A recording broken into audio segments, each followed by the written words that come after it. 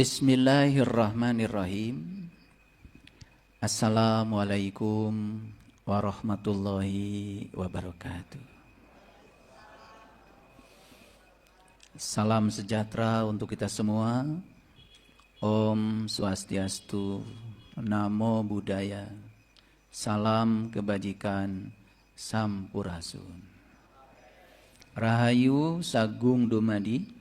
Semoga seluruh makhluk hidup di semesta ini, baik yang kelihatan maupun yang tidak kelihatan, di setiap ruang dan waktu, di semua tingkatan, senantiasa hidup berbahagia. Semoga kita semua di sisa usia yang dipercayakan Allah kepada kita, bisa menjadi sumber cinta, sumber sukacita, sumber kedamaian, sumber keberkahan bagi semua makhluk dimanapun mereka berada. Segala puji hanya milik Allah, Sang kehadiran, Sang keberadaan, Rabbul Alamin, Sang pemelihara semesta raya tanpa batas, yang selalu terjaga, tidak pernah terkantuk, tidak pernah tertidur, mengurus, mengatur seluruh kebutuhan makhluknya tanpa batas, termasuk menghadirkan kita di tempat yang penuh berkah ini. Kalau tanpa daya dan upayanya kita tidak ada di sini. Oleh karena itu mari kita puji Dia bersama-sama membaca hamdalah. Alhamdulillahi Rabbil Alamin. Mari kita hadirkan, kita rasakan kehadiran Allah dalam diri kita. Kita mohon ridhonya, mohon berkahnya. Semoga Allah membukakan pintu kecerdasan kepada kita, sehingga kita menjadi orang-orang yang terbuka terhadap pengetahuan baru. Karena kita hidup di alam yang terus berubah. Kalau kita tidak berubah, berarti kita tidak ikut bersama perubahan alam, maka kita akan mengalami penderitaan. Oleh karena itu kita sapa asma Allah dengan kelembutan dan cinta seraya membaca basmalah. Bismillahirrahmanirrahim. Di awal pertemuan ini saya ingin membacakan sebuah hadis. Hadis sahih riwayat Baihaqi. Saya akan bacakan terjemahannya aja. Saya akan bacakan aslinya. Rasulullah Shallallahu Alaihi Wasallam bersabda, akan datang suatu zaman pada manusia di mana pada waktu itu tidak tinggal Islam kecuali namanya saja. Akan datang suatu zaman pada manusia di mana pada waktu itu tidak tinggal Islam kecuali namanya saja. Dan tidak tinggal Al-Quran melainkan tulisannya saja. Masjid-masjid dibangun megah, namun kosong dari petunjuk. Dan ulama mereka adalah makhluk yang terjelek, yang berada di kolong langit. Dari mulut-mulut mereka keluar fitnah. Dan sungguh fitnah itu akan kembali kepada diri mereka sendiri. Hadis riwayat Baihaqi ini menyampaikan 4 pesan. Pesan yang pertama, ya, Islam suatu saat hanya tinggal namanya saja. Al-Quran suatu saat hanya tinggal tulisannya saja. Yang ketiga, masjid-masjid megah itu kosong dari petunjuk. Dan yang keempat, ya, banyak sekali orang-orang yang menyebarkan fitnah. Apa artinya fitnah? Fitnah itu adalah kebohongan. Jadi fitnah itu sesuatu yang tidak nyata, sesuatu yang halusinasi. Itu fitnah, ya. Tetapi kebohongan kalau diulang-ulang terus-menerus, lama-kelamaan juga dianggap kebenaran. Saya baca di Quran yang sederhana aja. Allah menyatakan ud'u rabbakum tadarruan wa khufyatan. Berdoalah kamu kepada Tuhanmu tadarruan wa khufyatan, dengan penuh rasa hormat dan tersembunyi. Khafi itu artinya tersembunyi. Khafi itu artinya tidak ada suaranya. Jadi kalau menurut Al-Quran, cara berdoa itu dua metodenya. Satu tadoru. Tadoru itu bahasa Arab, artinya penuh rasa hormat. Sama ya, seperti ibu bapak mau pinjam HP saya. Coba saya mau nanya. Kalau mau pinjam HP saya yang tergeletak di meja ini, ibu bapak langsung ambil HP atau izin dulu sama saya? Kira-kira wajah ibu bapak lihat HP atau lihat wajah saya? Itu namanya tadoru. Jadi tadoru itu ketika kita menyampaikan suatu doa, itu harus penuh rasa hormat. Hadapkan wajah batinmu kepada wajahnya. Sebagaimana yang diajarkan oleh para nabi, inni wajjahtu wajhiya lilladzi fataras samawati wal ard hanifan. Aku hadapkan wajah batinku kepada zat yang telah menciptakan langit dan bumi, hanifan, dengan penuh kerendahan hati. Hanif.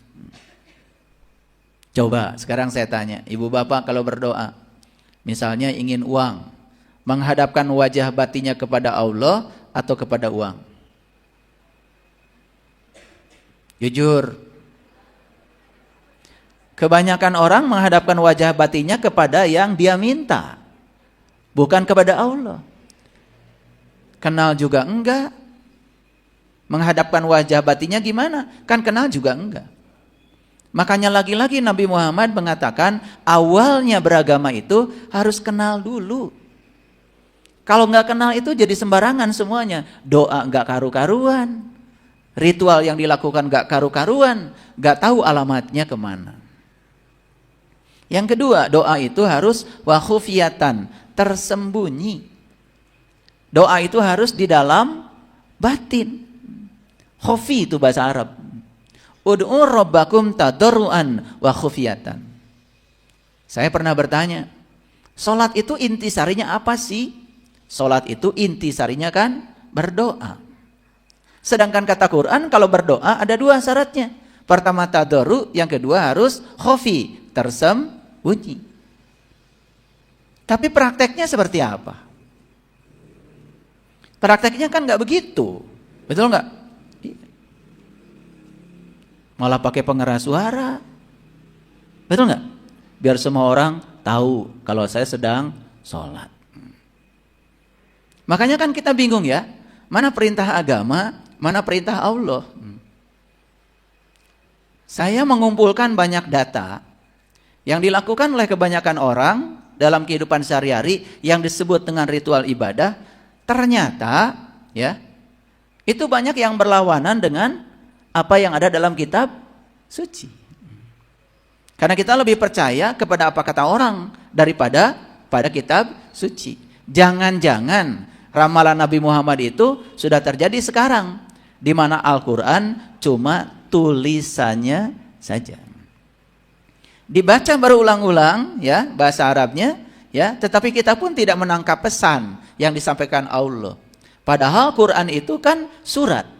Coba Quran surat Al-Fatihah, Quran surat Al-Baqarah, Quran surat Ali Imran, Quran surat An-Nisa, Quran surat Al-Maidah dan seterusnya. Quran itu surat. Kalau surat itu kan pasti di dalamnya ada pesan. Bapak Ibu terhormat gak mendapatkan surat dari Allah? Terhormat. Lebih terhormat lagi kalau ngerti isi suratnya. Lebih terhormat lagi kalau isi suratnya diimplementasikan dalam hidup. Lebih terhormat lagi kalau isi surat sudah menjadi kenyataan dalam hidup. Kan harusnya begitu. Betul apa tidak? Saya tanya banyak orang. Kebetulan saya sering ngasih pelatihan di banyak perusahaan. Pertanyaan sederhana aja. Kenapa kalian bekerja? Hampir kebanyakan orang mengatakan, kalau saya nggak bekerja, ya saya nggak punya uang. Kalau saya nggak punya uang, saya tidak bisa membiayai anak sekolah, kan gitu. Kalau saya tidak punya uang, saya tidak bayar cicilan. Kalau saya nggak punya uang, saya tidak punya rumah. Bla bla bla. Coba kata-kata itu, renungan ya. Jadi yang menggerakkan dia itu bekerja itu apa sebetulnya? Uang kan? Betul nggak? Yang kedua, yang menggerakkan dia bekerja itu sebetulnya adalah ketakutan akan kekurangan. Setuju nggak? Jangan-jangan kita selama ini ngaku beraktivitas itu digerakkan oleh Allah, tapi faktanya justru kita digerakkan oleh sesuatu yang selain Allah. Saya sering ngobrol santai. Kamu percaya nggak bahwa hidupmu itu adalah uang? Percaya? Karena saya tidak mungkin bisa makan kalau nggak ada uang. Itu program. Itu program itu. Yang dia bangun sendiri. Dia percaya kalau tidak ada uang, dia tidak bisa makan. Makanya untuk makan, dia terus fokus mencari uang. Kenapa tidak di-bypass? Saya percaya, ada uang, tidak ada uang, saya tetap bisa makan. Kan siapa tahu ada yang traktir, kan nggak mesti, betul nggak mengeluarkan uang? Ini program. Tetapi kita tidak jujur, padahal yang bikin program itu kita sendiri. Orang bekerja, dia percaya bahwa satu-satunya sumber kehidupan dia adalah uang yang disebut dengan gaji. Ya sudah, dia tidak akan dapat uang dari manapun karena dia sudah kunci rezeki dari tempat lain karena dia percaya satu-satunya sumber kehidupan dia adalah gaji dia. Makanya dia terus menunggu gaji. Padahal kata Allah, wa may yattaqillaha yaj'al lahu makhraja wa yarzuqhu min haitsu la yahtasib. Padahal Allah itu mau kasih rezeki dari arah yang tidak disangka. Tapi karena kita menyangka satu-satunya rezeki adalah gajinya dia, maka dia tertutup dari semua rezeki di luar itu. Siapa yang salah? Siapa yang salah? Kita terus ya. Yang salah ya kamu. Ya, jangan ikut-ikut saya ya. Kalau kita itu kan berarti saya ikutan. Saya tidak percaya bahwa untuk mendapatkan beras harus selalu punya uang. Saya buka aja pikiran saya. Saya punya uang, tidak punya uang, beras pasti ada. Saya parkir mobil saya di mana saja, tahu-tahu di bagasi sudah ada beras. Kan tidak perlu harus pakai uang. Karena saya percaya bahwa saya bisa punya beras walaupun saya tidak pakai uang. Karena yang kita buka di sini, Ini saya kasih tahu, semua keterbatasan hidup kita sebetulnya gara-gara dibatasi oleh pikiran kita sendiri. Minggu depan kita umroh yuk. Nah, harusnya begitu. Ya, tapi hayunya masih ragu-ragu. Minggu depan kita umroh yuk. Saya pasti umroh. Bahkan sudah dipikirkan, dirasakan seolah-olah umroh itu sudah terjadi. Itu namanya bersyukur terhadap yang belum terjadi. Itu doa. Gak ada suaranya, tapi itu nyata. Dan itu yang akan saya bahas hari ini. Tapi coba lihat orang-orang yang mengatakan, minggu depan kita umroh ya. Aduh, uang dari mana? Mulai ya. Buat beli beras aja tidak ada tuh. Anak-anak aja uyaran sekolahnya belum kebayar tuh. Tambah banyak tuh. Resistensi yang dibangun oleh kita sendiri. Karena kita mengukur Allah dengan kondisi kita. Kan tidak adil. Harusnya ukur Allah dengan ukuran Allah. Jangan ukur Allah dengan saldomu. Karena Allah diukur oleh saldomu. Jadi itulah yang menyebabkan kita terbatas. Saya praktikkan dalam kehidupan sehari-hari. Bulan depan kita ke Jepang, ikut ayah. Yang bilang gitu, ke Jepang sama saya. Tapi yang bilang, aduh uang dari mana? Banyak sekali menyampaikan kata-kata yang berasal dari pikiran dan perasaannya, seolah-olah dia tidak pantas untuk pergi ke sana. Ya nggak akan pergi. Sama seperti Bapak Ibu yang hari ini ketemu saya di sini. Saya yakin tidak ada satu orang pun di tempat ini dan bisa datang di sini tanpa memikirkan ada di sini. Nggak mungkin kan? Coba dicek. Memikirkan ada di sini nggak? Pengen ke sini nggak? Karena memikirkannya, merasakannya, ya jadi ada di sini. Itulah yang disebut dengan pikiran, perasaan itu energi. Setiap energi itu adalah frekuensi. Setiap frekuensi adalah vibrasi. Karena kita memancarkan frekuensi, vibrasi dari energi yang ada di pikiran dan perasaan kita. Itu direspon oleh semesta dan kita bisa ada di sini. Ini yang saya sampaikan sains ya. Bukan ilmu tahayul. Bukan ilmu mistis, ya. Karena saya ini saintis. Saya ilmuwan. Jadi saya kalau berbicara tidak berbasis spekulatif. Ya. Kalau saya bicara pasti berbasis data.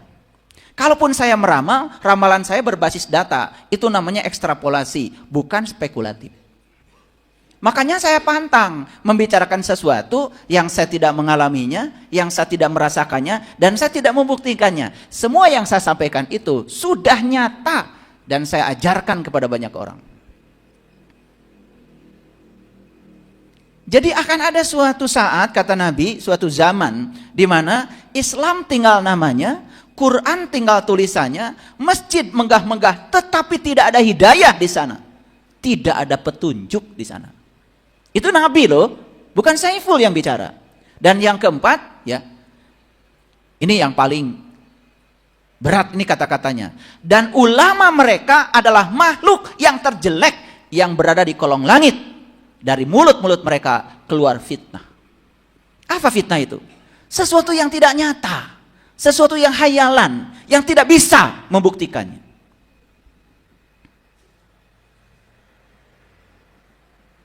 Makanya agama itu bikin pusing. Kalau enggak nanti, dulu. Sehingga secara kontekstual dalam kehidupan saat ini, seolah-olah tidak ada kejadian apa-apa. Banyak gak yang menceritakan Nabi Muhammad itu sabar? Banyak? Apakah kalian menjadi sabar dengan menceritakan kesabaran Nabi? Tidak.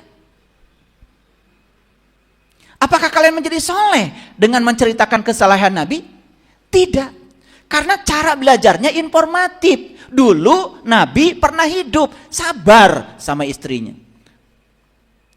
Tidak ada yang ingin menjadi.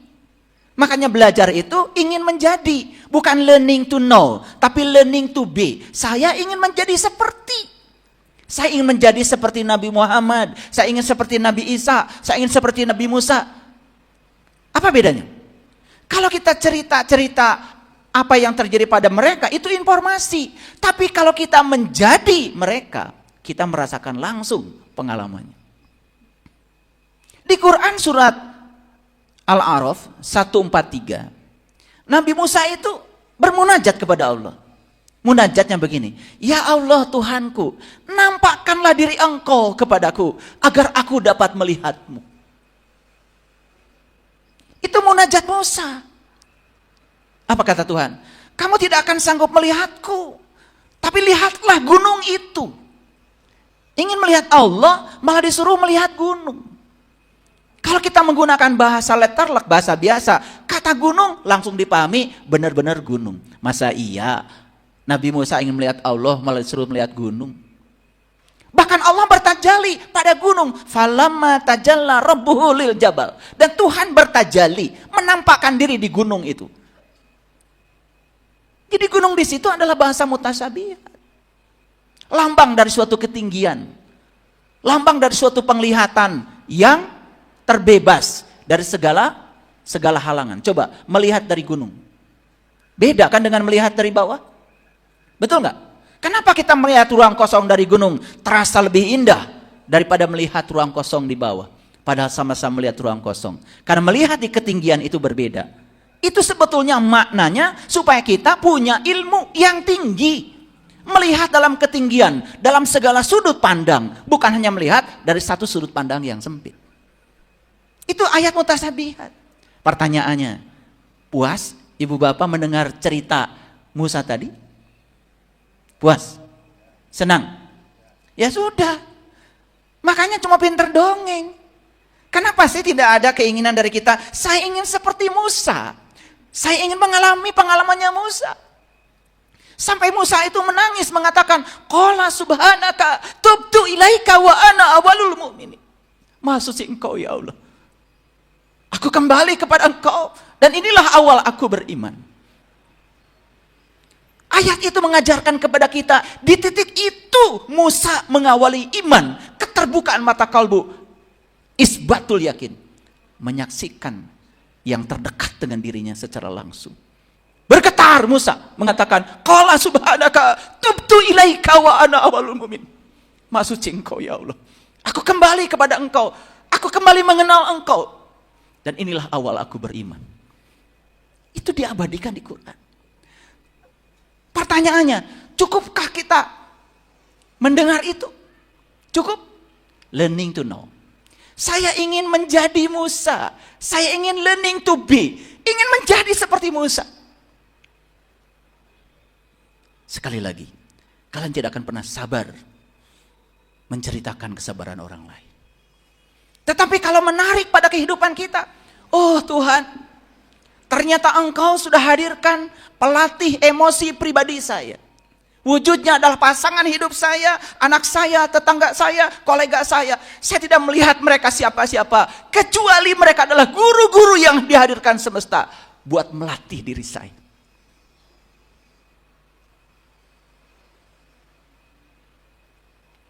Coba. Ada yang pernah berguru karate di sini? Ada? Coba cungga tangan. Kempo? Ada.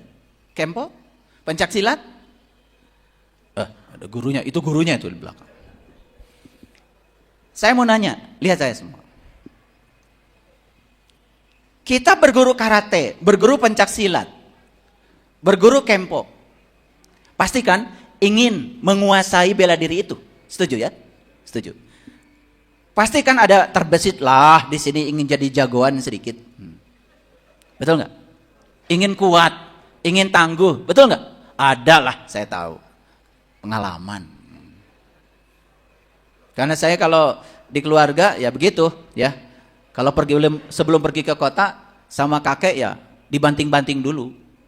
Setiap malam dibanting-banting dulu sampai biru-biru. Ketika kita dibanting-banting oleh guru pencak silat, guru karate, guru kempo, marah nggak? Kenapa? Kenapa? Karena kita tahu bantingan guru itu bantingan kasih sayang supaya kita kuat. Sekarang kita dibanting oleh orang yang tidak kita kenal. Jujur, marah apa tidak? Kenapa? Kan sama dibanting. Sama birunya. Kenapa? Ternyata masalahnya itu adalah sudut pandang. Yang ini disebut guru, yang ini disebut bukan guru. Kan itu masalahnya, bantingannya sama. Coba sekarang, anggap semua guru. Selesai. Betul nggak? Betul? Oh ternyata pasangan saya adalah guru kesabaran saya. Itu guru yang terdekat. Bukan cerita kesabaran para nabi, para rasul. Udah lewat. Bahwa mereka jadi teladan, setuju. Tetapi kita tidak akan pernah bisa langsung untuk belajar dari mereka. Karena mereka tidak sejaman dengan kita. Kita hanya bisa belajar sabar dari orang-orang yang tidak sabar. Yang hidup sejaman dengan kita saat ini. Dan dekat tinggal serumah dengan kita. Paham? Jadi nanti pulang ke rumah, oh ternyata semua yang di rumah saya adalah Pep. Pep itu pelatih emosi pribadi saya. Ini semua adalah guru-guru saya. Pandang mereka guru, gak ada masalah.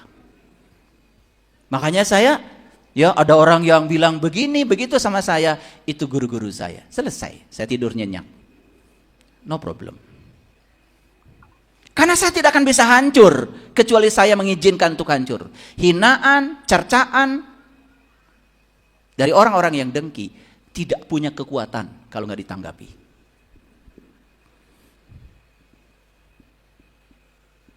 Jujur sekarang, ini ramalan Imam Baihaqi ini, kira-kira sudah nyata nggak sekarang?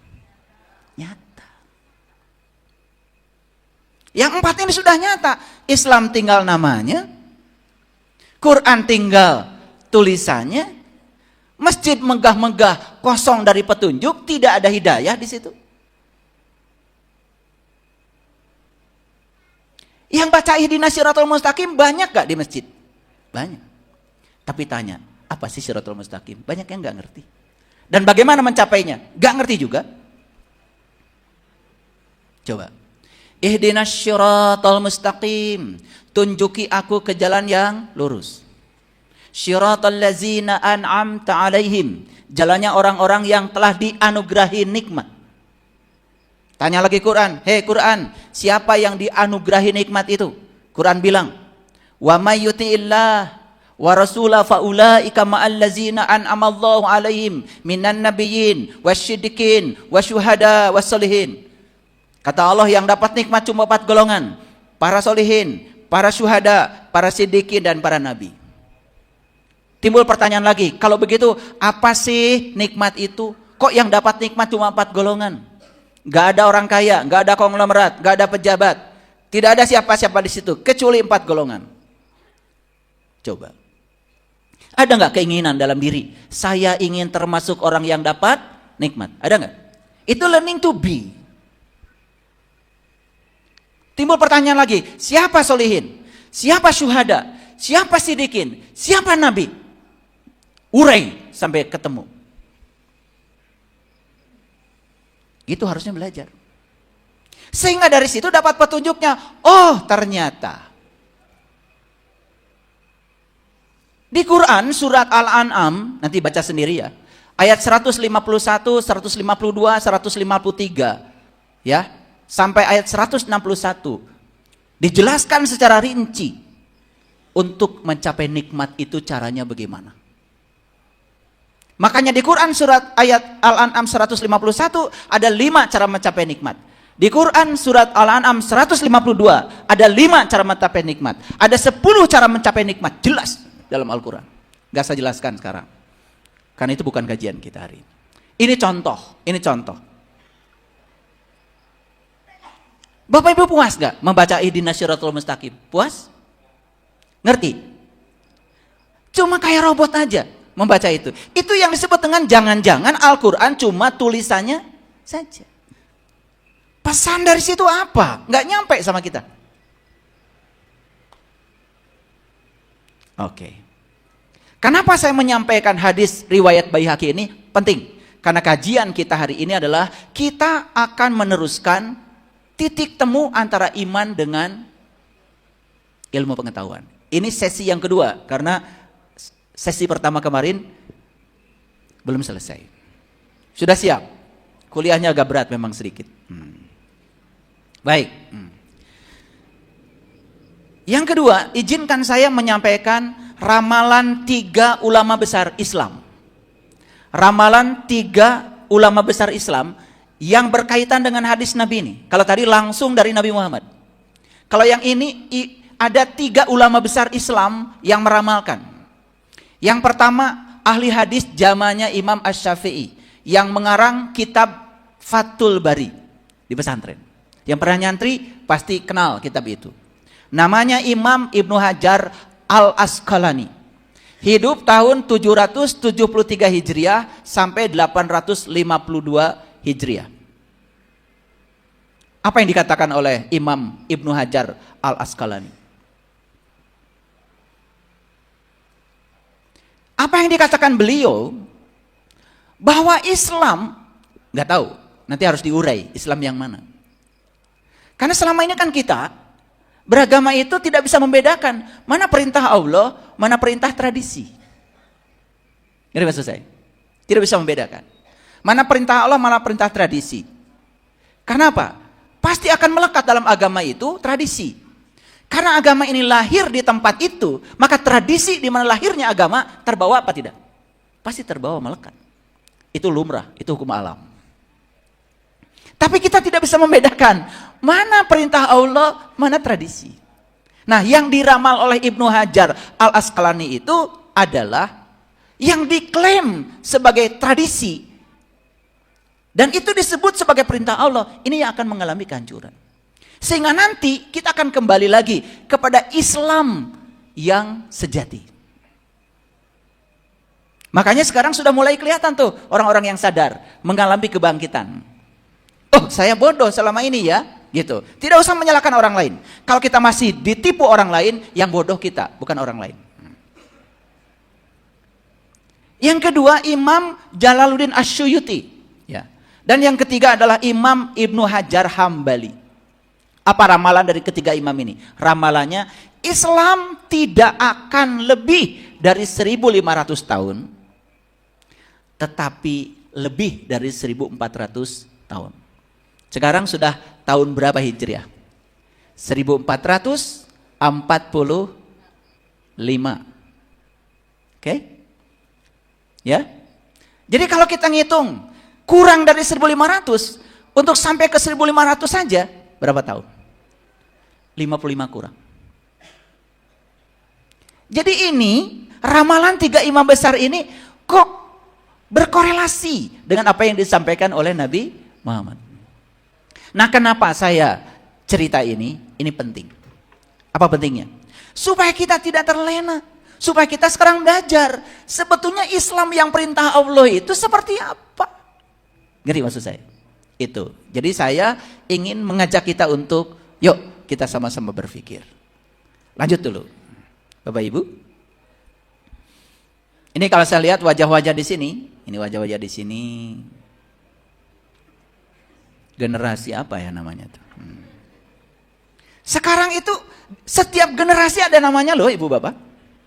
Yang lahir tahun 46 sampai 64 itu disebut generasi baby boomers.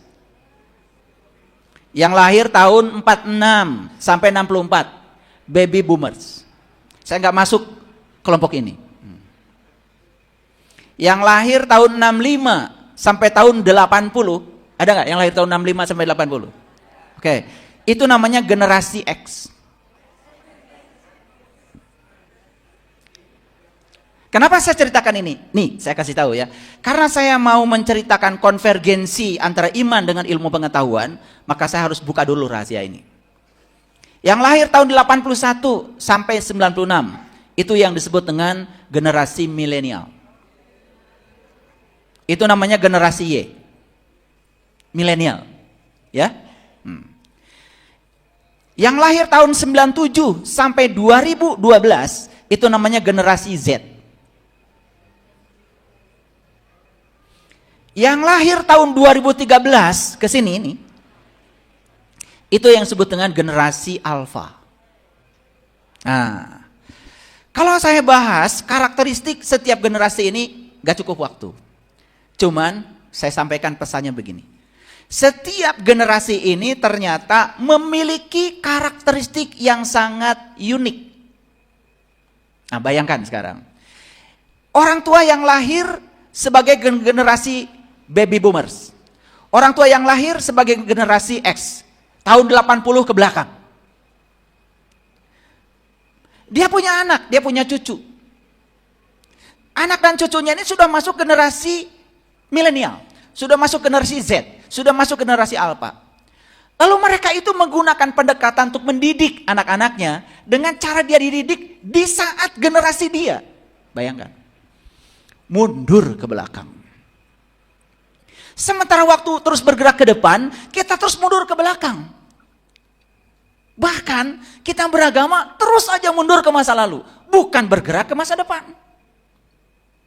Sudah ada odol, macam-macam jenis odol. Sudah ada sikat gigi, macam-macam. Ada yang lembut, ada yang medium, ada yang keras, tergantung huntuna jika kumaha. Masih pakai siwak. Karena apa? Karena dulu katanya Rasulullah pakai siwak. Ingat, Rasulullah pakai siwak data acan ayah. Acan ayah, sikat gigi seperti zaman sekarang.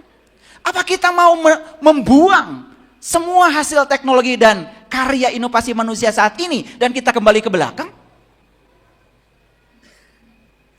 Ini yang ingin saya sampaikan. Pendekatan belajar agama terus-menerus menggunakan cara-cara yang lama, apalagi dengan cara kekerasan, apalagi dengan dogma, doktrin, tidak akan laku Bapak Ibu untuk generasi milenial, untuk generasi Z, untuk generasi alpha. Bahkan saya, bukan sombong, saya menyelamatkan begitu banyak anak muda yang mengambil pilihan untuk tidak beragama, cuman karena sudah tidak percaya pada ajaran agama. Dan sudah tidak bisa melihat tokoh-tokoh agama memberikan teladan kepada mereka. Bukan salah agamanya. Tetapi pendekatan kita yang keliru. Coba Bapak Ibu, masih menggunakan pendekatan umur 7 tidak sholat digebugin?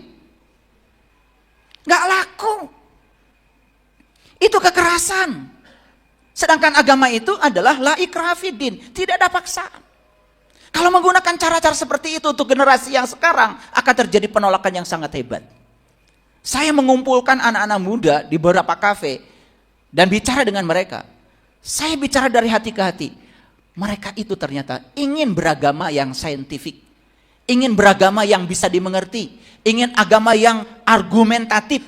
Karena mereka hidup di zaman di mana situasi sekarang sudah berpikir kritis, berpikir kreatif, komunikatif, kolaboratif. Mereka sudah berpikir di level itu. Ini saya kasih contoh, ini kejadian. Saya punya sahabat. Sahabat saya ini punya anak, laki-laki, anak paling besar. Anak ini cerdas, sangat cerdas. Bayangkan ya, belum sekolah sudah cascisus, itu ngomongnya bahasa Inggris. Saya yakin anak ini kesadarannya sudah tinggi. Dan ternyata anak ini ya, saya tanya, percaya atau tidak? Kamu dulunya hidup di mana? Itu bisa menjawab. Saya pernah jadi arkeolog, hidup di sini, hidup di sini, hidup di sini. Bayangkan, belum apa-apa, belum sekolah, sudah bisa bahasa Inggris. Bahasa Inggris dia, saya aja agak kepayahan menangkapnya. Cepat sekali ngomongnya. Dan itu bukan produk dari hasil sekarang. Itu kesadaran yang dibawa dari kehidupan yang dulu. Ibu bapaknya bingung, ini anak mau disekolahkan di mana? Khawatir dapat sekolah yang tidak mengembangkan potensinya. Malah nanti harus begini, harus begitu. Kalau enggak dihukum. Bersihkan WC. Pendidikan kayak gitu sudah tidak laku hari ini. Pendidikan sekarang harus berbasis compassion, berbasis cinta kasih. Guru harus menempatkan murid sebagai guru. Ulangi lagi, guru di sekolah harus menempatkan murid sebagai guru. Justru guru yang sebenarnya adalah murid. Kita belajar karakter, belajar kesabaran, belajar perbedaan, belajar keunikan dari mereka. Bayangkan guru dari rumah mengatakan diri guru dan murid dianggap oleh dia adalah wadah kosong yang akan diisi oleh dia. Gak laku sekarang. Ceritanya selanjutnya begini. Ini anak begitu bulan puasa disuruh puasa sama ibu bapaknya. Begitu disuruh puasa, anak ini nanya, buat apa saya puasa? Ibu bapaknya menggunakan jawaban zaman baheula. Puasa itu wajib, nak. Tanya lagi, wajib itu apa? Dilaksanakan dapat surga. Surga itu apa? Kalau tidak dilaksanakan apa dapat neraka? Neraka itu apa? Nanti kalau kamu puasa, kamu dapat pahala. Naon pahala teh? Singkat kata ibu bapaknya tidak bisa menjawab. Dan anaknya tidak puasa. Mau digebukin? Yang harus digebukin itu adalah pendekatan orang tuanya yang jadul. Sampai sekarang pelajaran agama sama, doktrin, dogma, harus, tidak diberi argumentasi. Ketika saya cerita agama secara saintifik, malah dianggap salah. Saya tidak cerita agama baru, saya cerita pendekatan, metodologi. Karena apa? Generasi ke generasi punya cara berpikir yang berbeda. Kita harus mengikuti cara berpikir mereka. Datang ke rumah ibu bapaknya. Ampun deh, anak saya nggak mau puasa. Jawaban kamu apa? Dijelaskan sama saya, maka saya bisa cerita begini. Jawabannya zaman Fir'aun itu. Sekarang kamu pulang ke rumah, bilang sama anak itu, gini, kenapa harus puasa? Supaya tubuh kita sehat, supaya lambung kita ada waktu buat istirahat, gitu aja. Anak kelas 2 SD. Sampai ke rumah dia bilang, nak, puasa itu ternyata bukan surga, bukan neraka yang tadi udah loh. Bingung orang tuanya. Puasa itu ternyata kalau kita puasa, kita itu jadi sehat. Gitu aja. Besoknya puasa. Ngerti maksud saya? Ini masalah apa? Pendekatan. Masalah pendekatan. Dia puasa dari need motivation, dari kebutuhan akan dirinya. Bukan karena reward motivation, bukan karena punishment motivation, bukan karena surga, bukan karena neraka. Dia puasa karena dia ingin sehat. Dulu Bapak Ibu, ketika Rasulullah menyampaikan saum yang diterjemahkan puasa, kita semua puasa aja. Tidak ada yang bertanya. Sekarang ilmu pengetahuan dan teknologi sudah membuka rahasia itu. Ternyata lahirlah di Jepang seorang pakar namanya Profesor Yoshinori Ohsumi, pemenang hadiah Nobel tentang autopagi. Apa yang dijelaskan beliau? Ternyata begitu kita mengosongkan perut, sel-sel dalam tubuh kita akan membangkitkan yang disebut dengan protein autophagisome. Dan protein itu bisa membersihkan sel-sel yang mati saat kita sedang lapar. Dijelaskan secara saintifik. Apa yang terjadi? Terjadi pertemuan antara iman dengan ilmu pengetahuan. Dan pendekatan itu cocok buat anak-anak sekarang. Apa itu yang disebut dengan autolisis, autopagi? Lihat saya semua. Kita makan sahur jam 4. Ternyata yang kita makan itu perlu waktu untuk dibereskan oleh tubuh kita setidak-tidaknya 8 jam. Jadi kalau kita makan jam 4 pagi, jam 12 siang itu baru selesai yang kita makan itu dibereskan oleh tubuh kita. Lewat jam 12 ke sana, tubuh kita ini sudah tidak punya pekerjaan lain. Karena makanan yang masuk sudah selesai. Makanya tubuh ini secara kreatif dalam keadaan lapar itu ternyata membangkitkan yang disebut dengan protein autophagisome. Dan protein itu ternyata seperti sapu raksasa besar yang bisa memakan sel-sel yang mati sehingga terjadi proses regenerasi sel. Berlangsung sampai jam 6 sore dalam waktu 6 jam. Bayangkan ya sekarang. Sekali makan sahur itu perlu waktu 8 jam tubuh kita untuk memprosesnya. Bayangkan ya, yang makannya sembarangan, gak jelas jadwalnya. Jam 7 makan kupat, jam 8 cireng, jam 9 cilok, jam 10 mie ayam, jam 11 nasi kuning, jam 12 dahar. Bayangkan. Makanya berbagai macam penyakit muncul. Kronis. Karena lambung kita ini tidak diberi kesempatan untuk istirahat. Coba sekarang ibu bapak. Setelah dijelaskan oleh Profesor Yoshinori Ohsumi tentang puasa yang seperti itu. Imannya ada? Dijelaskan pentingnya puasa seperti itu. Nambah gak keyakinan? Jadi ilmu pengetahuan itu bukan menghancurkan iman.